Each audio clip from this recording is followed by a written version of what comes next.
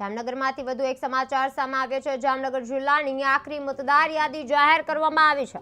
જિલ્લા ચૂંટણી અધિકારી અને કલેક્ટર શ્રી કેતન ઠક્કરે માહિતી આપતા જણાવ્યું કે ખાસ સઘન સુધારણા કાર્યક્રમ અંતર્ગત 1 જાન્યુઆરી 2024ની લાયકાત તારીખના આધારે તૈયાર કરાયેલ યાદીમાં કુલ 10,85,032 મતદારોનો સમાવેશ થયો છે। નમસ્કાર।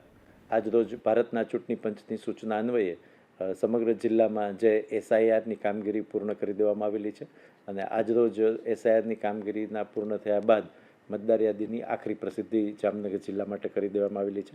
જામનગર જિલ્લાની કુલ 5 વિધાનસભા સીટોમાં કુલ 10,85,000 અને 32 મતદારો સાથેની મતદાર યાદી આખરી કરવામાં આવી છે, જેમાં કુલ 5,61,858 પુરુષ મતદારો અને 5,23,161 સ્ત્રી મતદારોનો સમાવેશ।